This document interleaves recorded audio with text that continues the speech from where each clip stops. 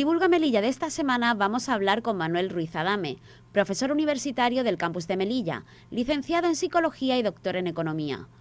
Su principal producción investigadora se basa en la economía de la salud y durante años ha investigado acerca de los gastos económicos de la salud tanto para los cuidadores como para la sociedad en general. Una producción investigadora cuya transferencia ha ayudado a la labor que desarrolla el tercer sector en nuestra sociedad.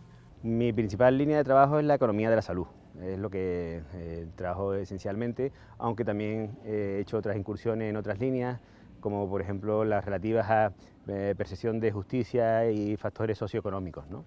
Y dentro de la economía de la salud, pues fundamentalmente he trabajado sobre los costes sociales de distintas enfermedades, particularmente sobre las demencias, la enfermedad de Alzheimer esencialmente, y también pues sobre otras como la diabetes, particularmente en el caso del edema macular diabético o sobre las fracturas por osteoporosis. Son otros trabajos que estoy haciendo. Y a día de hoy estoy también trabajando en un tema relativo a nutrición y factores socioeconómicos. Bueno, en mi caso es un poco como ir uniendo todas mis tendencias académicas, ¿no? Yo soy, aparte de economista, también soy psicólogo, ¿no? Y he trabajado mucho tiempo en el ámbito de la psicología, y cuando me puse en el campo de la economía, pues se trataba, digamos, de un poco de ir sumando, ¿no? Aprovechando, digamos, conocimientos de unas líneas y de otras.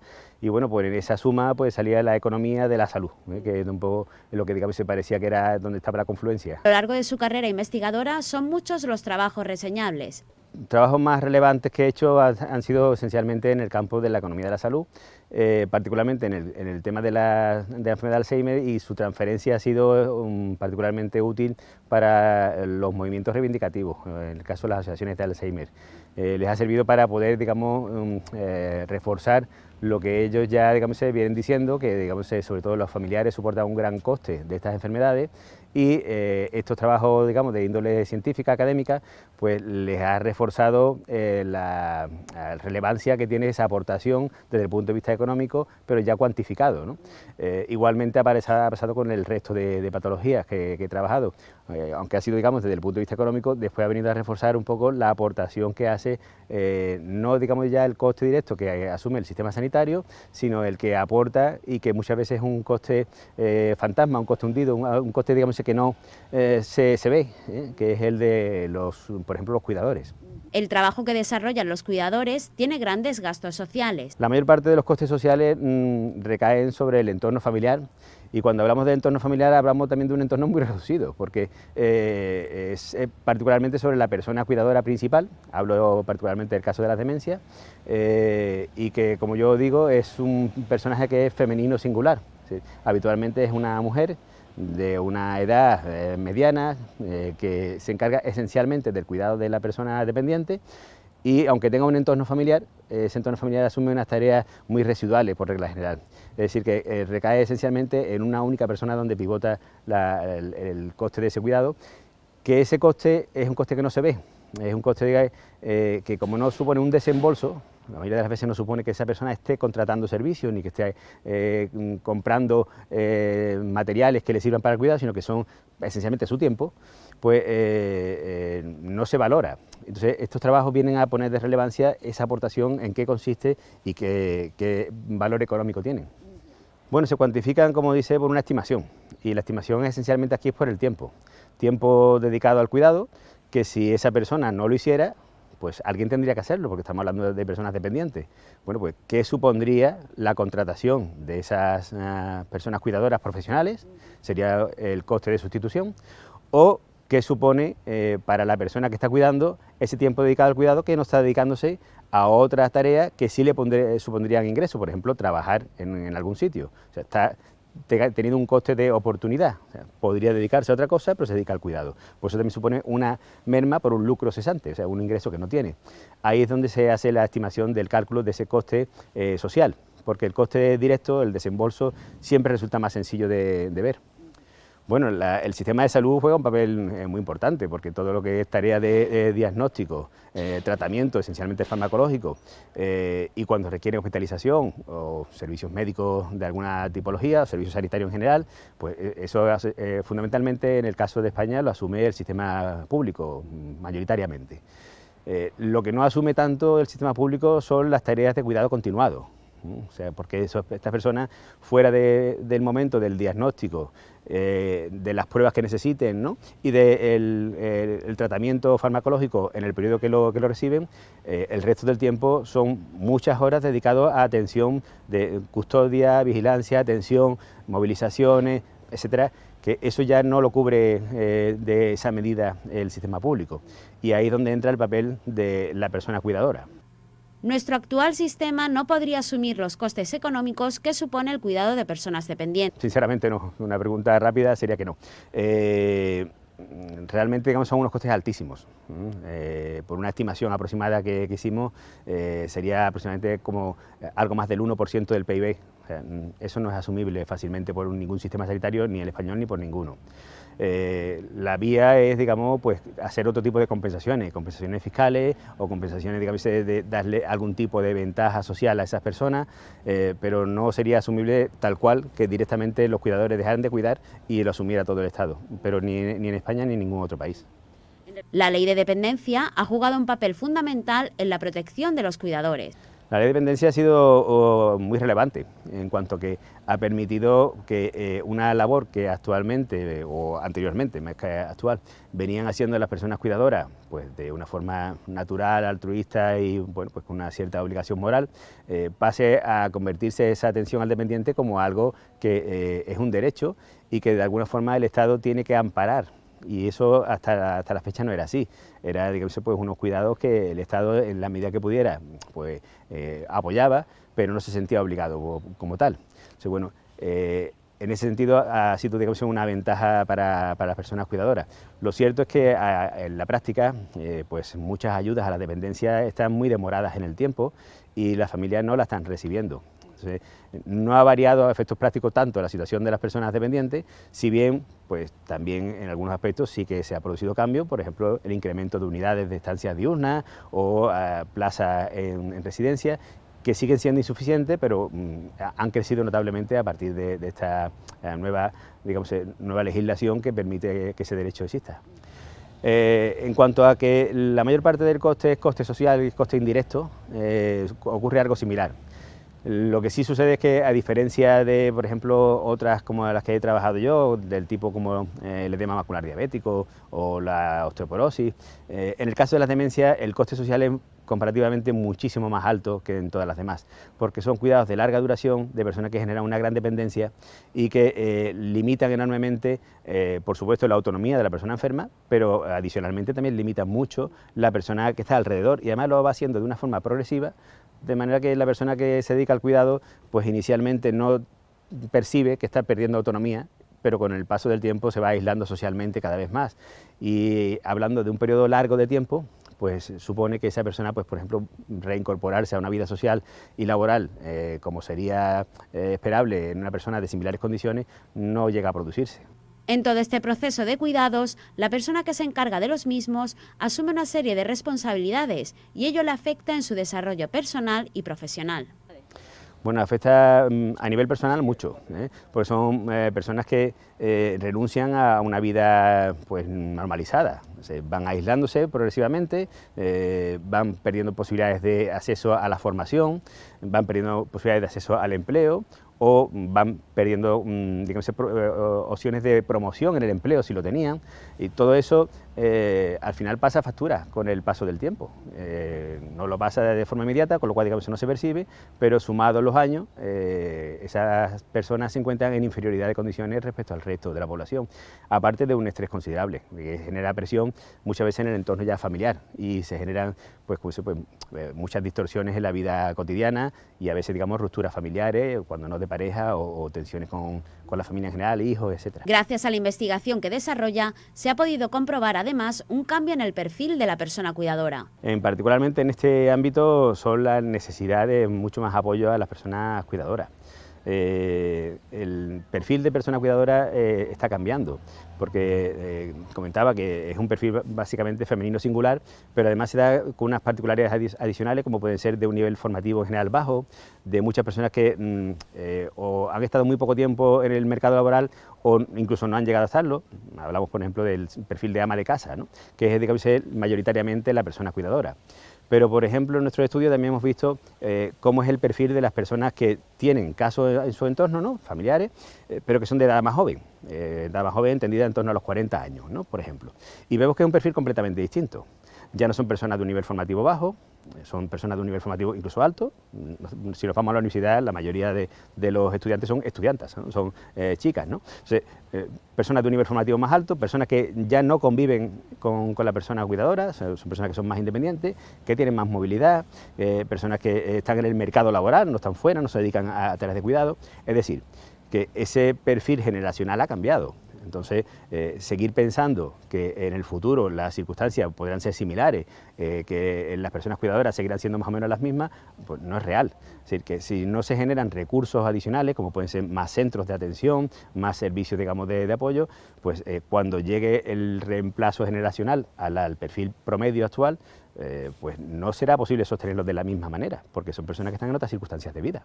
Manuel Ruiz Adame está trabajando además en estos momentos en un nuevo proyecto. Sí, ahora mismo hemos iniciado hace poco un trabajo nuevo sobre factores relacionados con hábitos nutricionales y perfiles socioeconómicos y de personalidad. Y este en concreto es un proyecto que es a nivel europeo, participamos varios países y bueno, pues estamos como con los primeros pasos, hemos lanzado las primeras publicaciones a ver si salen adelante y bueno, en esa línea estamos trabajando en este momento. Bueno, participan, no sé si dejar alguna fuera, pero participan universidades de Alemania, de Italia, del Reino Unido, porque estaba ya antes del tema del Brexit, de Francia, de Portugal y de España. Bueno, es un proyecto grande, que va por distintas fases. De hecho, uno de los momentos próximos, ¿no?, más adelante en el futuro del proyecto, será en desarrollar incluso una aplicación destinada al control nutricional de estas personas. Participan también, evidentemente, nutricionistas y demás. Y será, digamos, una aplicación que permitirá ajustar, en este caso, dietas para personas según perfiles, en este caso, pues metabólicos y de personalidad, y bueno, considerando todas sus características para pues una mejor salud de las personas, que es el objetivo. En el ámbito de la ley y la economía, Ruiz Adame también ha desarrollado múltiples trabajos de investigación. El trabajo principal, que ya se terminó, es uno relativo a percepción de justicia y de seguridad en función de perfiles socioeconómicos. Y ese además pues lo hicimos a partir del caso de La Manada, ¿no?, que generó, digamos, pues, gran revuelo en la sociedad y muchas protestas, hubo manifestaciones por las calles, mucha polémica, y nos interesó mucho aprovechar ese momento para valorar cuál era la percepción que se tenía y si estaba mediada en algún grado por, digamos, las manifestaciones, por digamos, la presencia en los medios sociales de estas protestas, y si estaba mediada en algún grado también por el nivel socioeconómico genérico de las personas. Y actualmente estoy en otro proyecto, pero ese acaba de arrancar, sobre, también es un proyecto europeo en este caso, sobre seguimiento de sentencias a nivel de la Unión Europea, también muy motivado por una sentencia polémica de arranque, que fue el famoso caso de la sentencia sobre Puigdemont, ¿no?, cuando se fue, y bueno, la reclamación que hizo España para que su extradición, y que bueno, no fue posible, y bueno, eso motivó a un grupo de profesores, fundamentalmente del ámbito del derecho, claro, en este caso, que estaba interesada en ver, bueno, si se estaban cumpliendo las sentencias a nivel europeo y qué casuística había alrededor. En ese estamos empezando, desde luego. De estas investigaciones se desprenden además que la percepción de la justicia cambia en función del nivel socioeconómico. Pues el principal resultado es que efectivamente sí que influye el perfil socioeconómico en la percepción de la justicia y de la seguridad. Hay una cierta tendencia a tener una percepción de justicia más elevada, o sea, nos parece el sistema más justo, y hay una percepción de seguridad también más alta cuando los niveles socioeducativos son más altos, y viceversa, más baja en el caso contrario. También hemos visto, digamos, la influencia de acontecimientos sociales relevantes, ¿no? Es decir, cuando hay manifestaciones polémicas en la calle, como pasó en el caso este que comentaba, pero como pasa pues, cada X tiempo cuando hay un caso también relevante, si la percepción de esa sensación de justicia se ve influenciada por hechos puntuales, ¿no? Y lo cierto es que se ve influenciada.